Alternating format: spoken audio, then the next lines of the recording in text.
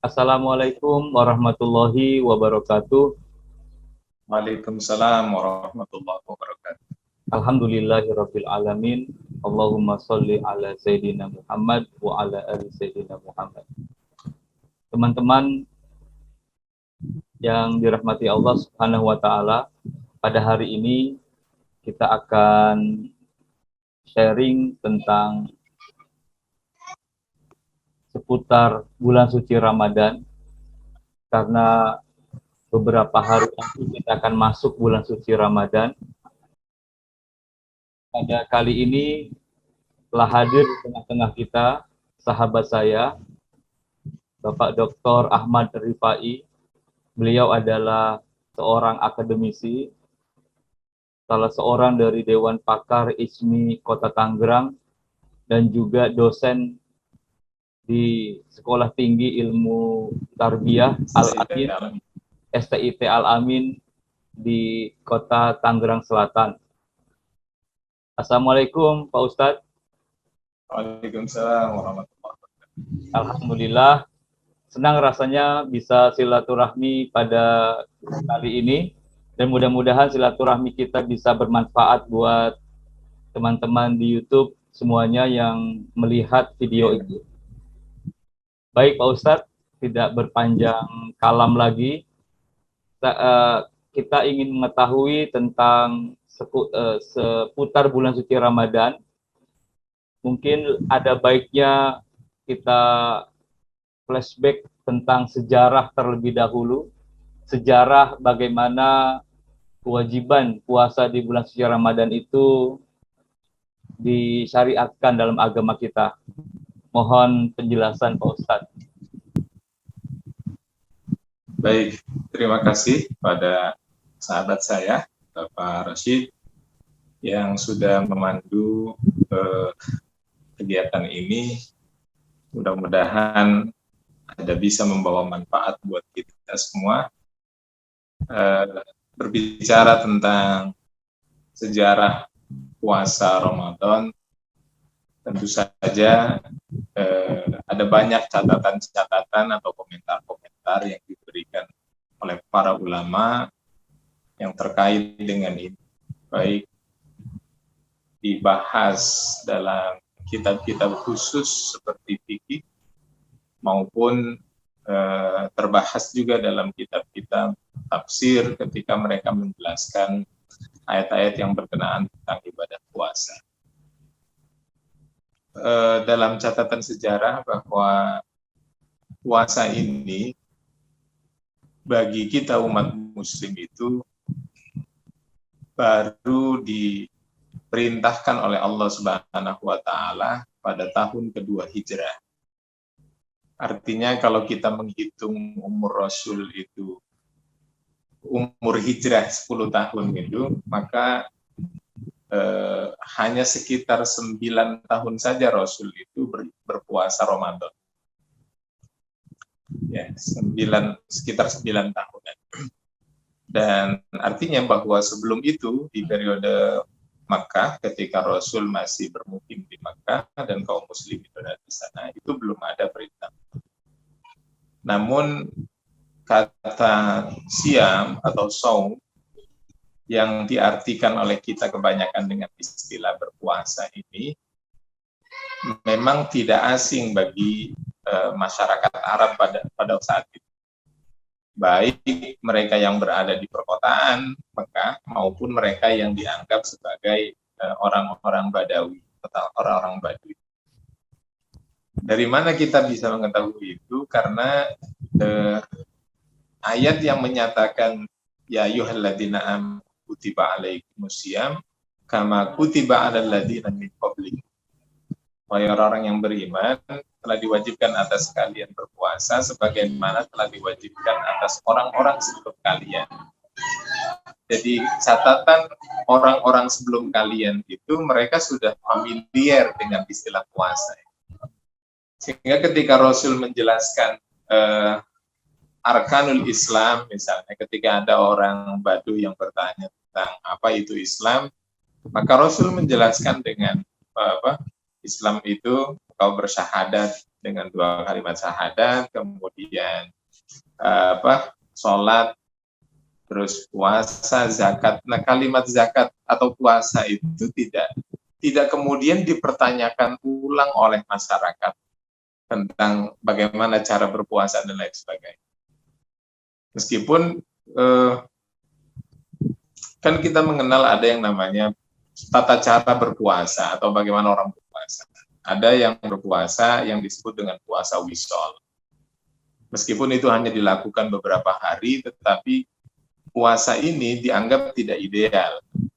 Karena puasa wisol itu puasa yang menyambung terus, pagi, siang, malam, sampai besoknya lagi dia lakukan beberapa hari. Sementara puasa yang dalam definisi kitab suci ini adalah puasa yang memang sudah diketahui oleh umat-umat sebelumnya. Artinya adalah umat Yahudi ataupun Nasrani, mereka yang dianggap sebagai ahlul kitab, itu sudah diketahui dengan tata cara berpuasa.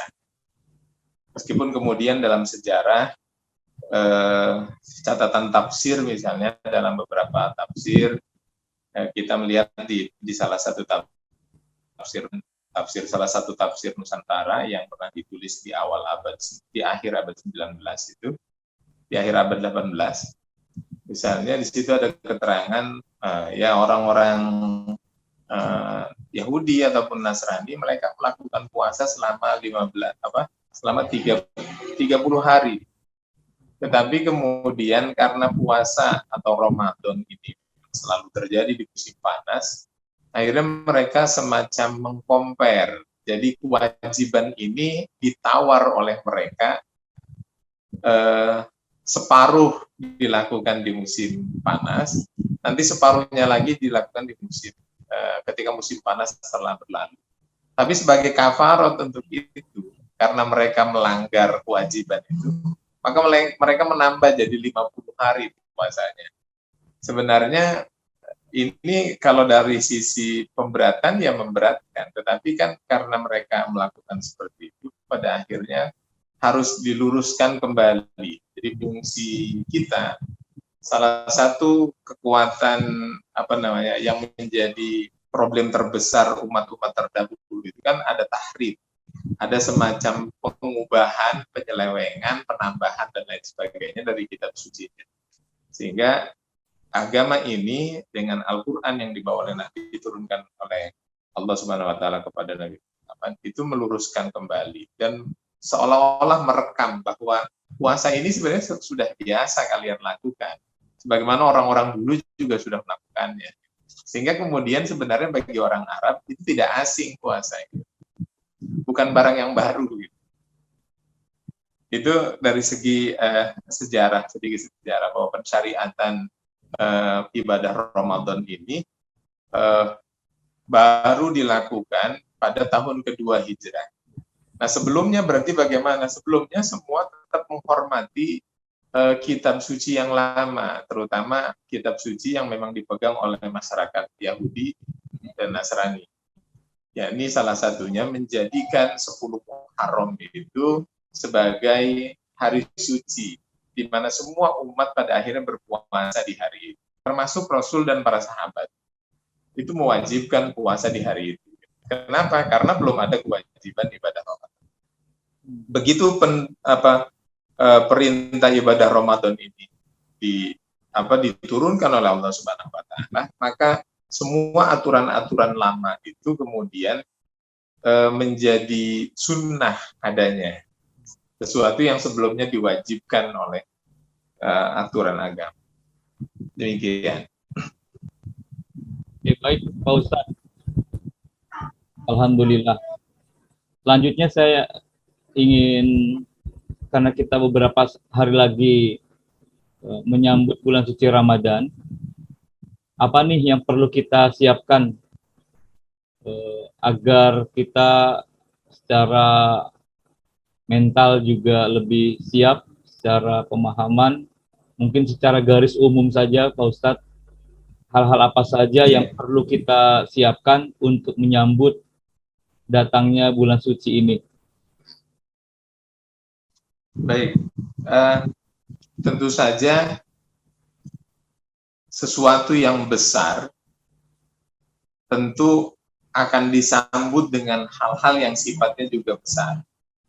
Jadi kebesaran-kebesaran itu dalam sebuah ibadah akan menjadi kosong atau kering dari pemaknaan ketika kita tidak bisa menghadirkan secara psikologis pemahaman-pemahaman dalam diri kita tentang pensyariatan satu ibadah tertentu, terutama hal yang terkait dengan ibadah Ramadan. Dan tentu saja mungkin yang terjadi secara kebudayaan, ada orang yang menggiatkan berziarah di bulan ini ke makam-makam para waliullah dan lain sebagainya. Ada mereka yang berziarah ke makam orang tuanya. Ada juga yang kemudian mungkin kalau dalam bahasa modern suasana dengan kecanggihan alat teknologi ini, semua mengucapkan permohonan maaf atas tindakan-tindakan yang sebelumnya. Gitu. Artinya, memang umat ini pada akhirnya ketika Ramadan itu mempersiapkan kita lahir batin menghadap Allah dengan jalan berpuasa, prakondisi sebelum itu kita harus menyiapkan juga semacam kondisi batin di mana kalau bisa semua hal-hal yang sifatnya hubungan adami terkait dengan kesalahan-kesalahan kita kepada mereka itu sudah terhapuskan. Ataupun kemudian secara ruhiyah kita sudah mempersiapkan diri sedemikian rupa untuk menghadapi ibadah yang mulia ini.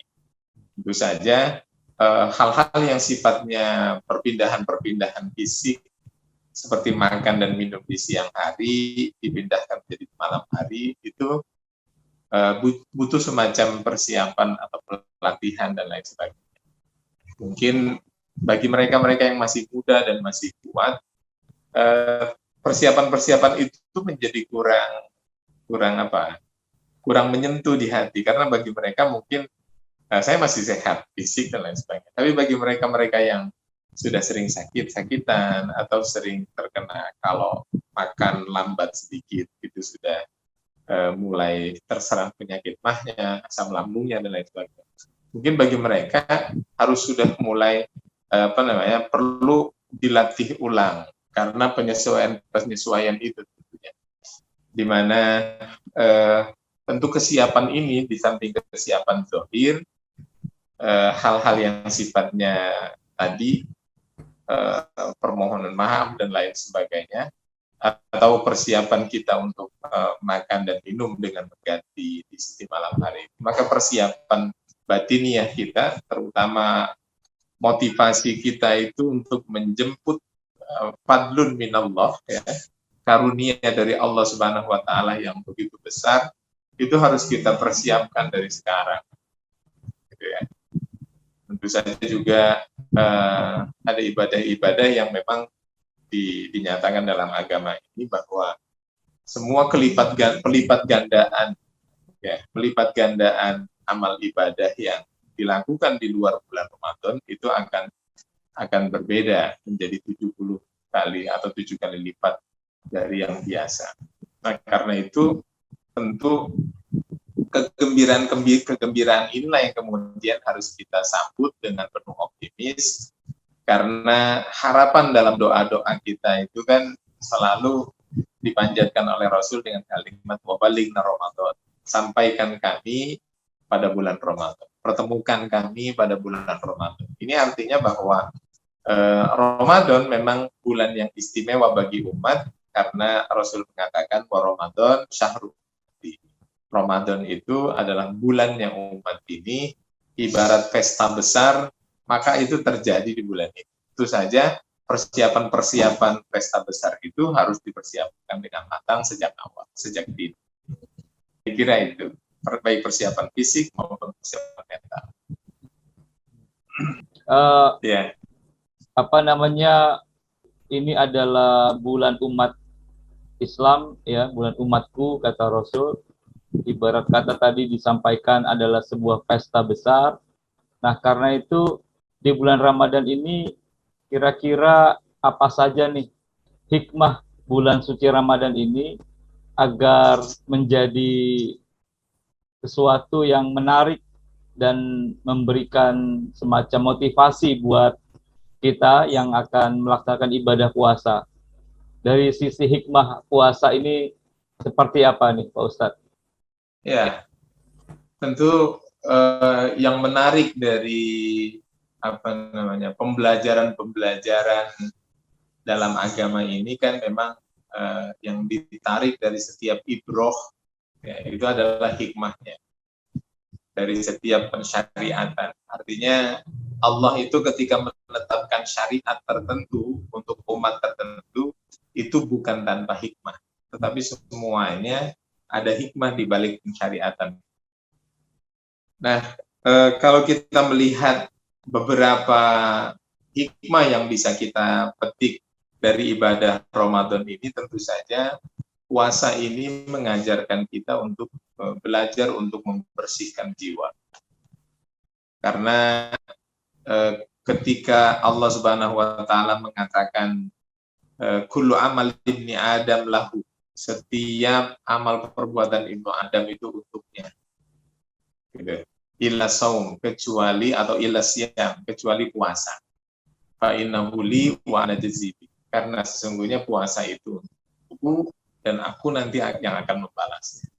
Nah, ini kan rahasia sekali ketika puasa ini untukku. Artinya meskipun kita berlapar-lapar, kita tidak makan dan minum, bahkan menahan hubungan seksualitas di siang hari itu, meskipun bukan untuk kita gitu ya katanya, secara ajar, secara puasa itu diperuntukkan, dipersembahkan, dan Allah yang kemudian akan membalasnya. Ini kan pada akhirnya sangat menjadi ibadah yang rahasia. Karena rahasia tentu saja pada akhirnya tidak show of force, tidak mencoba untuk ditunjukkan kepada halayak, tidak mencoba untuk dipertontonkan saya loh sekarang lagi sedang puasa dan lain sebagainya. Ini menjadi ibadah yang tidak perlu pamer untuk popularitas dan lain sebagainya. Nah, karena itu tentu saja ini menjadi renungan kita bahwa sebenarnya di balik hal-hal yang zahir, yang sepertinya nampak di mana semua orang bisa jadi merasa hebat, atau ada orang lain memandang orang lain sangat luar biasa dan lain sebagainya. Tetapi dengan puasa kita diajarkan untuk berkaca diri, bahwa pada akhirnya kita ingin menghilangkan hal-hal yang seperti itu. Toh milik Allah saja semuanya. Jadi karena memang milik Allah, kita nggak tahu juga apakah kemudian secara rendah hati kita harus mengatakan bahwa meskipun kita sudah berlapar-lapar, kemudian tidak berupaya untuk memamerkan kepada orang lain tentang puasa kita ini, kita tetap secara rendah hati untuk mengatakan saya tidak tahu apakah puasa saya diterima atau tidak. Tetapi bahwa setiap orang harus punya harapan dari ibadahnya untuk mendapatkan keridhaan Allah Subhanahu wa taala dan ajar ganjaran darinya, itu harus menjadi sesuatu yang secara optimis kita kembangkan sehingga kemudian menjadi pribadi yang tingkat ketulusannya, tingkat kebersihan jiwanya itu menjadi matang. Kenapa? Karena tidak diganggu dengan kepentingan-kepentingan lain. Seolah-olah menjadi masa bodoh lah dengan saya tidak peduli dengan orang lain mau ngomong apa tentang saya, tapi bahwa saya harus berpuasa ini semua karena perintah Allah Subhanahu wa taala untuk bertakarub dengannya, maka puasa ini menjadi ajang untuk membersihkan jiwa kita. Yang kedua, tentu saja ada manfaat lain ketika kita bisa memahami lebih dalam atau lebih banyak tentang ibadah yang akan kita jalani. Tentu ada, kalau tadi aspeknya kejiwaan, ada aspek yang sifatnya klinis, ya, semacam menjaga kesehatan badan kita.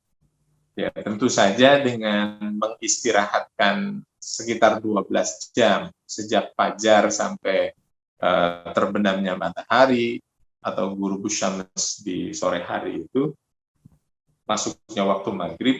Nah, ini melatih kita untuk lebih menyehatkan badan kita. Karena hal-hal yang sifatnya badani ini, ya, yang ketika dia diporsir selama 11 bulan misalnya, disuruh untuk bekerja keras, lambung ini, itu kemudian diistirahatkan selama kurang lebih dalam rentang istirahat yang agak panjang, satu hari. Kita kan biasanya 2 jam atau 3 jam, kalau nggak ngemil ya makan, kalau nggak makan besar ya makan yang ringan kan. Nah, ini kan kemudian dilatih untuk tidak melakukan itu, sehingga secara klinis dalam dunia kesehatan juga memang mengajarkan kepada kita bahwa dengan diistirahatkannya lambung ini tentu saja menjadikan semua hal-hal yang sifatnya organisme tubuh kita ini itu menjadi lebih sehat. Nah, itu dari persoalan-persoalan yang sifatnya klinis itu tadi. Yang berikutnya tentu saja puasa ini juga bisa mendidik kemauan kita atau jihad kita. Tentu saja dalam hal ini adalah bahwa Rasul misalnya mengatakan Ramadan itu saumu syahri sabr. Puasa Ramadan ini adalah puasa bulan sabar. Ya, artinya kita itu tidak dipaksa sebenarnya. Tidak ada juga orang yang bisa memaksa kita untuk berpuasa. Apalagi kemudian secara malu-malu kita tidak berpuasa di depan orang pada saat sendirian, kemudian di depan orang kita seperti menampilkan orang yang berpuasa. Itu kan semua pada akhirnya hal-hal yang sifatnya rekayasa dari kemauan-kemauan kita. Gitu. Nah, ini kita diminta oleh Allah Subhanahu Wa Taala sebagai pencipta kita untuk menahan diri saja. Ya, yang selalu dikatakan dalam fikih as-shaum secara lugatan disebutnya imsak. Jadi menahan diri untuk tidak melakukan hal-hal yang sebenarnya halal dilakukan. Makan dan minum itu kan halal. Tapi untuk ini, kira-kira kamu tahan untuk bersabar. Dan kesabaran itu bukan dari orang lain, tapi dari kemauan diri kita. Jadi puasa ini pada akhirnya mendidik kita untuk menahan sedemikian rupa semua keinginan syahwatiyah kita. Semua keinginan-keinginan yang kalau kita penuhi itu di bulan-bulan biasa, toh juga tidak mengurangi bobot apapun. Tetapi ketika dia dilakukan atas nama perintah dari Allah Subhanahu Wa Taala dengan kesadaran total, sungguhnya dia memang mendidik kejiwa Anda untuk melakukan sesuatu tanpa dipaksa, gitu, tanpa dipaksa. Jadi jihad yang terbesar itu kan dikatakan oleh Rasul adalah melawan hawa nafsu. Nah, sesungguhnya dengan puasa itu kita dididik secara kemauan kita, secara perjuangan atau jihad badan kita itu untuk menjadi orang-orang yang sudahlah sabar saja sedikit, kenapa? Kira-kira dari terbit fajar sampai menjelang sore hari atau di waktu maghrib. Jadi seperti itu kurang lebih yang bisa kita yang bisa kita gali di antara beberapa hikmah. Hikmah yang berikutnya juga misalnya juga sudah disepakati oleh banyak ulama bahwa nafsu seks itu merupakan salah satu senjata setan yang sangat berbahaya. Sementara dalam ibadah puasa juga hal itu terlarang, gitu ya. Jadi imsak anil muftirat minal akli wa syurbi, dan kemudian juga jima, bersetubuh di siang hari padahal itu sebelumnya kalau dilakukan di bulan-bulan lain itu halal, tapi untuk ini itu terlarang. Sehingga kemudian pada akhirnya memang bahwa jihad terbesar untuk melawan hawa nafsu kita itu dorongan utama yang dilakukan atau senjata utama yang dilakukan oleh setan untuk menggoda manusia, dan ini menjadi pintu yang sangat bahaya adalah seksualitas. Dan itu dalam ibadah puasa kita diminta untuk menahan ini. Apalagi dalam catatan riwayat hadis, hukuman pelanggaran tentang orang yang melakukan persetubuhan di siang hari di bulan Ramadan ini sangat berat. Kan? Dia harus melakukan puasa 2 bulan berturut-turut, gitu kan? Salat tidak terputus dan lain sebagainya. Itu kan lebih berat daripada 1 bulan. Nah, jadi hal-hal yang seperti ini itu pada akhirnya puasa itu bisa melatih semua semacam mengaktifkan kembali semua potensi-potensi kejiwaan kita. Demikian. Baik. Tadi disebutkan juga tentang bahwa puasa adalah untuk Allah Subhanahu wa taala dan kita tidak perlu pamer-pamer, ya, berpura-pura dan seterusnya. Nah, ini pada prakteknya bagaimana agar puasa kita memang kita lakukan seoptimal mungkin. Khawatirnya ada hal-hal yang dapat mengurangi kebaikan-kebaikan atau nilai-nilai puasa. Kira-kira apa saja nih Pak Ustadz hal-hal yang kira-kira berpotensi yang bisa mengurangi saldo nilai puasa kita? Ya, tentu saja ketika kita menjadikan Al-Quran itu sebagai sebuah pedoman bagi kita semua, sebuah hadis itu kan mengatakan Al-Quran maktubatullah. Al-Quran itu hidangan dari Allah, jamuan dari Allah Subhanahu wa Ta'ala. Maka kalau kita dan uniknya sambutan ucapan ramah tamah muqaddimah dalam bahasa Arab itu kan seseorang yang datang itu bisa diucapkan dengan kalimat ahlan wa sahlan. Ya, selamat datang. Tapi kalau kemudian yang datang itu sesuatu yang besar, maka orang Arab itu biasa mengucapkan marhaban, gitu.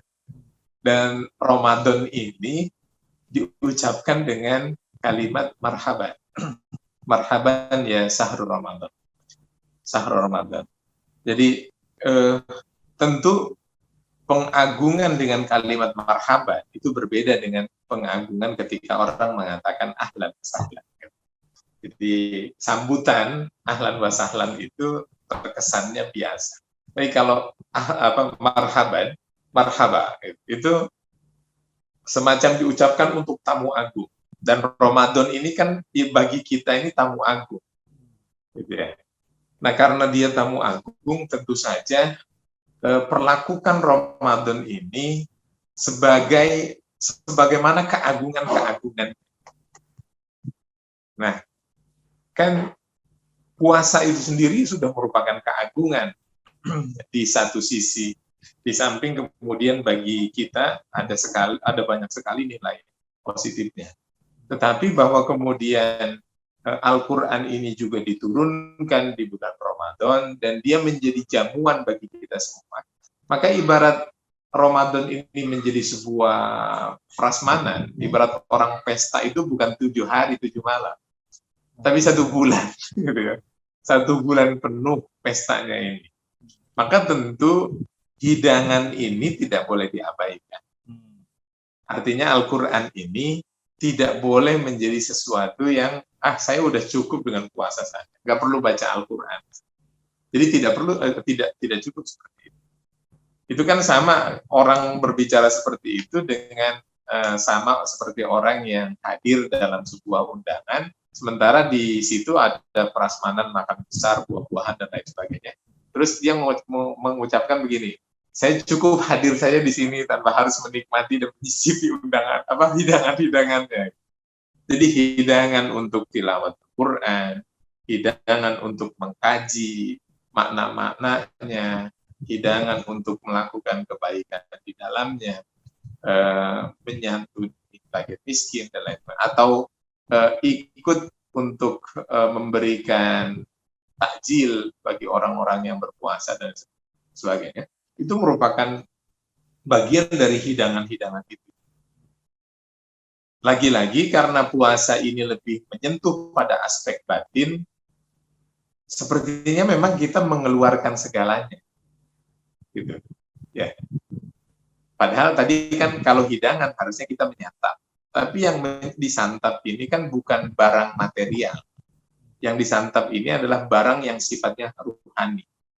Di samping puasa ini memang mendidik rohani, dikekang sedemikian rupa dengan kesadaran kita sendiri, bukan oleh orang lain. Bagaimana tadi yang hikmahnya sudah saya katakan itu. Pada akhirnya harus banyak kebajikan-kebajikan yang bisa kita push dalam diri kita. Berempati kepada orang lain, berbagi, kemudian juga di samping itu kita mengurangi untuk melekan di malam hari untuk membaca Al-Quran dan lain sebagainya. Bahkan harus menarget kalau bisa hatam dalam bulan ini. Kalau di bulan-bulan lain tidak bisa hatam dan lain sebagainya. Jadi saya kira itu yang kemudian harus kita isi Ramadan itu, dengan kebaikan-kebaikan seperti itu, atau kebaikan-kebaikan yang lainnya yang bisa menggugah atau memotivasi orang lain untuk melakukan kebaikan yang sama. Pada intinya, pada akhirnya adalah setiap kita yang muslim itu harus menjadi corong atau menjadi mungkin kalau bahasa menjadi dai itu terlalu berat, ya. Untuk menjadi corong yang bisa menyuarakan seruan syiar keagamaan ini, sehingga syiarnya itu menjadi nampak, ya. Syiarnya menjadi nampak karena Allah yang dari mana motivasi itu? Motivasi dari keinginan untuk mendapatkan ridho Allah Subhanahu wa Ta'ala. Karena yang dilakukan pada akhirnya adalah lillah. Ya. Sebagaimana dalam setiap malam kita meniatkan diri berpuasa, ujungnya selalu diingatkan dengan kalimat lillahi ta'ala. Semuanya pada akhirnya harus diperuntukkan untuk Allah, tidak karena pamrih yang lain. Saya kira itu. Baik. Memang kita perlu memaksimalkan kesempatan bulan suci Ramadan ini dengan kebaikan-kebaikan. Insya Allah dengan lebih memaksimalkan khususnya tentang membaca, memahami, dan berusaha mengamalkan nilai-nilai yang sudah terkandung dalam Al-Quran, maka insya Allah ini jalan kita untuk lebih memanfaatkan bulan suci Ramadan dengan sebaik-baiknya. Nah, Pak Ustadz, ini pertanyaan terakhir, mungkin bisa juga tadi nyambung dengan yang sebelumnya, tetapi boleh lebih khusus lagi nih, bagaimana kita menghidupkan bulan suci Ramadan ini agar memang setelah 1 bulan ini seperti yang Pak Ustadz tadi sampaikan, kita ada latihan bagaimana agar latihan kita ini benar-benar sesuai yang diharapkan dalam syariat kita. Kira-kira apa saja yang perlu kita lakukan agar bisa menghidupkan Ramadan dan kita lulus nanti setelah bulan suci Ramadan ini berlalu. Ya, ibarat kita melihat Ramadan ini sebagai jalan lurus dan ada ujungnya, ada pangkalnya dan juga ada ujungnya. Maka ibarat orang lari maraton, kita harus lebih santai di awal. Ya, dalam arti bahwa ulama itu kan membagi Ramadan itu menjadi 3. Yang pertama, masa turunnya ampunan dari Allah. Turunnya rahmat. Yang kedua, masa ampunan dari Allah Subhanahu wa taala. Dan yang ketiga, itqun minan nar. Itu yang populer di kalangan masyarakat, kita dapatkan dari berbagai sumber. Tapi juga bahwa Rasul itu kan mengatakan lis-shaimi farhatani, ada 2 bagi orang yang puasa itu dia dapat 2 kegembiraan. Rasul katakan yafrahu idza aftara fa fariha bi fitrihi. Yang pertama, dia bergembira pada saat dia berbuka. Ya. Jadi kita harus bisa menikmati bagaimana hidangan puasa itu, meskipun sederhana. Dengan kekuatan kemampuan kita masing-masing keluarga tentu akan berbeda-beda. Tetapi orang yang berpuasa dijamin oleh Rasul katanya, ketika dia berbuka, dia sangat gembira gitu. Karena begitu dia meneguk seteguk air, karunia Allah itu dia rasakan bukan yang banyak, tetapi yang sedikit. Di saat kita sangat butuh.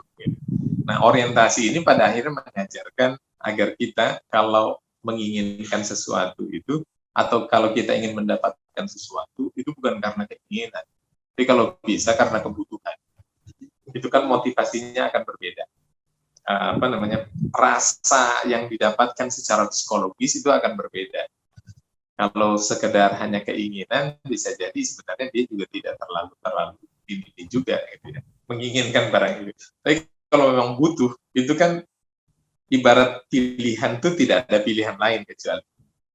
Nah, yang kedua, kemudian Rasul mengatakan bahwa wa idza laqiya rabbah fariha bi saumihi. Ketika kebahagiaan yang kedua bagi orang yang berpuasa itu adalah ketika dia berjumpa dengan Tuhannya. Nah, dari hal yang sifatnya fisik berubah ke sifat yang sifatnya metafisik. Yang pertama, farihun bi fitrihi, bergembira karena berbuka, itu kan sangat fisik sifat. Tapi yang berikutnya kemudian dinaikkan jenjangnya, orientasinya menjadi orientasi liqa ila rabbi, ya, berjumpa dengan Allah Subhanahu wa taala. Itu pada akhirnya orientasi puncak ibaratnya bagi orang-orang yang puasa. Nah, sebenarnya kan kita juga ketika berulang-ulang kali gitu ya, kalau dalam tataran fikih seseorang mampu menahan haus dan lapar, kemudian juga berhubungan badan di siang hari, kalau dia bisa menahan itu, maka puasanya sah dan dia berhak mendapatkan ganjaran. Tapi kan ada orientasi yang lebih tinggi. Misalnya dikatakan oleh Rasul, man lam yada' qaula zur wal amal bihi falaysa lillahi hajatun fi ayyada ta'amahu wa syarabahu. Rawahu al-Bukhari. Jadi kata Rasulullah melalui riwayat Imam Bukhari dalam sahihnya itu mengatakan, barang siapa yang tidak bisa meninggalkan perkataan kotornya, meninggalkan ucapan-ucapan buruknya dan lain sebagainya pada saat dia sedang berpuasa, falaisa lillahi hajatun man lam yada' qaula zur wal amala bihi. Barang siapa yang tidak bisa meninggalkan perkataan kotor, bahkan dia amalkan apa yang dia ucapkan. Falaisa lillahi hajat. Maka kira-kira Allah itu nggak butuh dengan yang kayak gitu. Fi ayyada atau amahu wa syarabah. Meskipun orang itu mampu meninggalkan makan dan minum di siang hari. Jadi orientasi physically tadi, yang sifatnya fisik itu kemudian harus dirubah sedemikian rupa menjadi orientasi yang sifatnya metafisik. Di mana kemudian orang bisa menahan, meskipun tidak batal, ngomong-ngomongin orang ketika berpuasa, itu kan kami tidak batal. Tidak membatalkan dari sisi aspek fikih. Ya. Tapi dari aspek pahala puasa, itu menjadi nol. Karena ya ibarat kita menjadi tamunya Allah dalam hidangan puasa, kita hanya hadir saja dan mencicipi hidangan itu tapi nggak disapa-sapa oleh tuan rumahnya. Gitu kan? Tidak disapa oleh tuan rumahnya. Padahal kebahagiaannya itu tidak terletak pada jamuan dan hidangan itu. Kebahagiaannya adalah iltiko ila rabbi, bertemu dengan Allah Subhanahu wa taala. Dan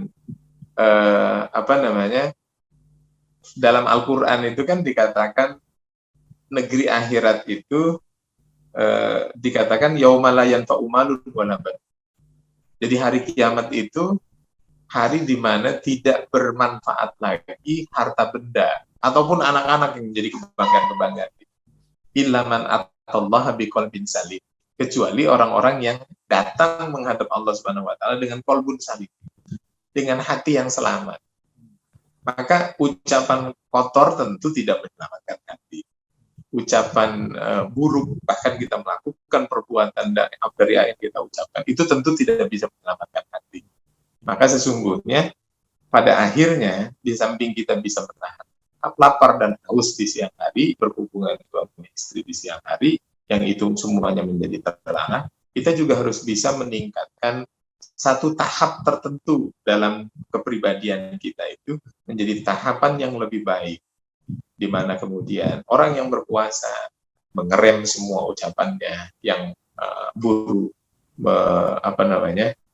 dia harus meniadakan perbuatan-perbuatan itu, sehingga kemudian menghadap Allah Subhanahu wa taala dengan sesuai hadis tadi, itu menjadi kebahagiaan tersendiri bagi orang-orang yang berpuasa.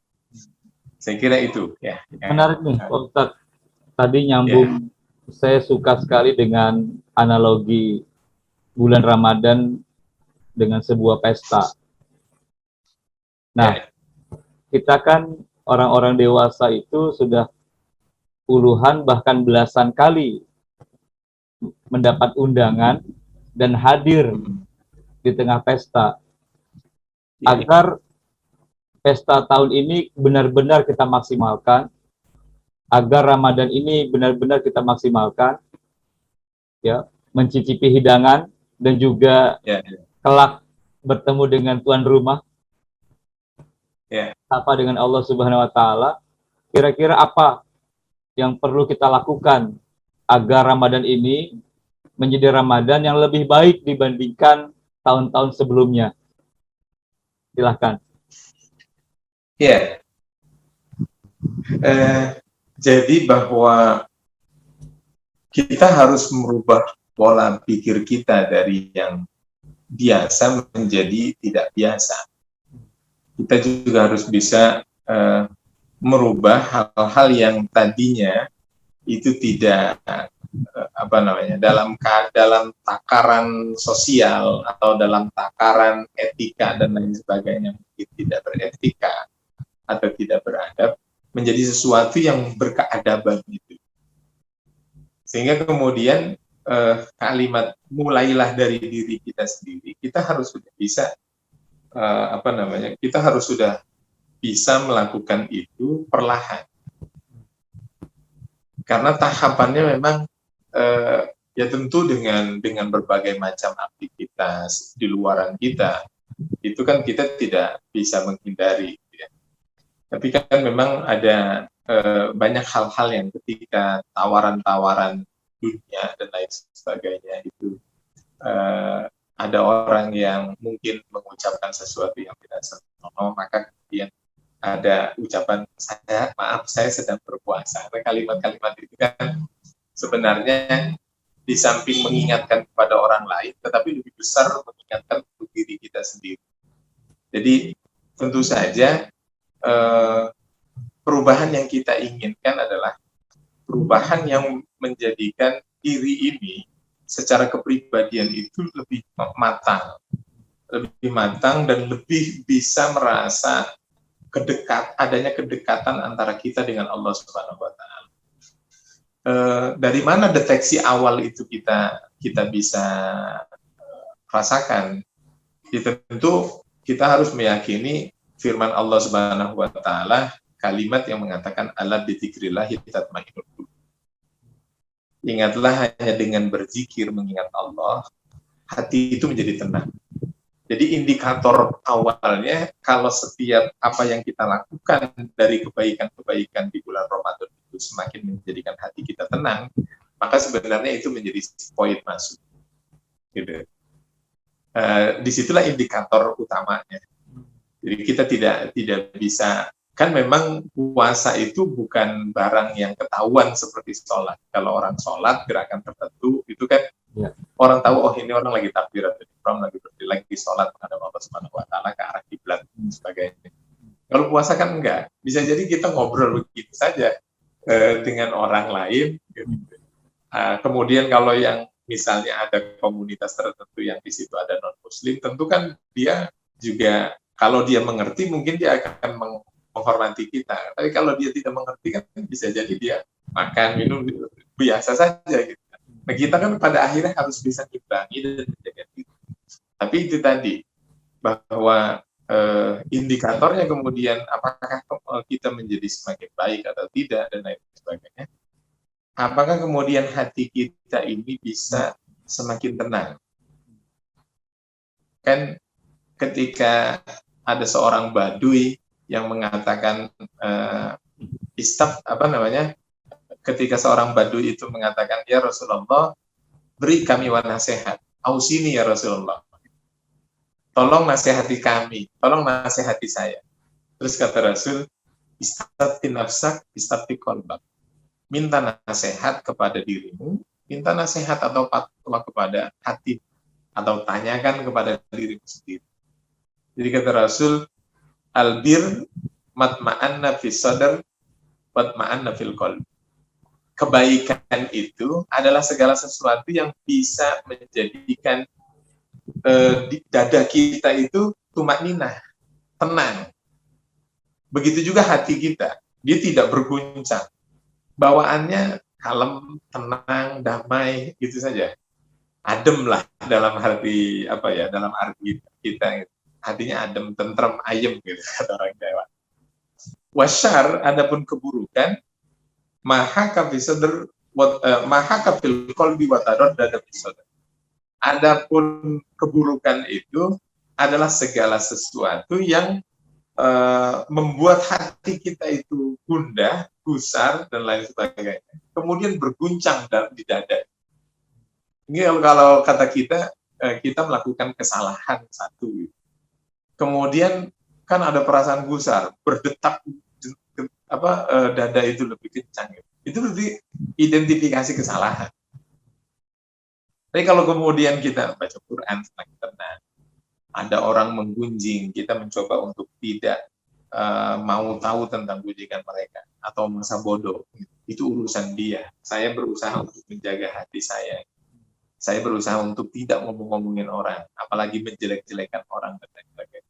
Nah itu kan tanda bahwa sebenarnya dia mencari ketenangan batin melalui media. Secara individu dia tidak berinteraksi negatif kepada orang lain. Tapi yang dia cari adalah interaksi positif. Kalau ada orang yang bisa mengajak dia pada kebaikan, maka kita sambut. Kalau ada orang yang bisa mengajak kita dan menuntun kita ke jalan yang benar, maka disitulah suhbah itu terjadi, pertemanan itu terjadi, dan lain sebagainya. Jadi orientasi-orientasi positif itu menjadi indikator berikutnya dalam diri kita ketika terjadi peningkatan. Oke, saya kira itu ya, menurut saya. Alhamdulillah. Terima kasih banyak ini Pak Ustadz. Banyak hal-hal yang mudah-mudahan bermanfaat. Dan alhamdulillah saya merasa ada bertambah pemahaman juga nih tentang puasa. Dan dengan seperti ini, seperti diingatkan bahwa memang kita akan kedatangan sebuah tamu agung ya, suatu yang luar biasa. Bahkan tadi dalam bahasa Arab pun beda kata yang dipilih ketika menyambut Ramadan. Kalau menyambut hal-hal yang biasa lainnya itu adalah ahlan wa sahlan. Tetapi Ramadan ini adalah penyambutan dengan kata marhaban. Marhaban ya Ramadan. Mudah-mudahan Marhaban ya Ramadan. marhaban ya Ramadan. Terima kasih sekali lagi Pak Ustadz Dr. Ahmad Rifai. Mudah-mudahan ini Sama-sama. bermanfaat buat kita semuanya. Amin. Amin. Saya berdoa mudah-mudahan Pak Ustadz sehat walafiat, sehingga bisa lebih banyak mendakwahkan kepada semakin banyak orang. Seperti yang disampaikan, kita menjadi corong-corong kebaikan, itu luar biasa sekali.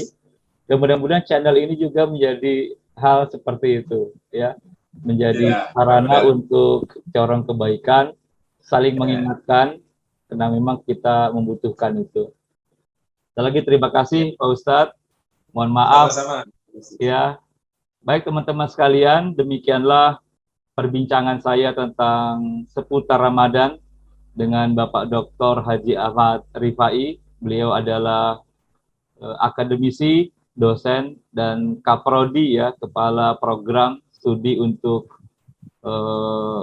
tarbiyah keislaman di STIT Al-Amin di Ceger, Kreo, Tangerang Selatan. Demikian, jangan lupa yang baru mampir ke channel ini, silahkan subscribe, di like, komen, dan di share.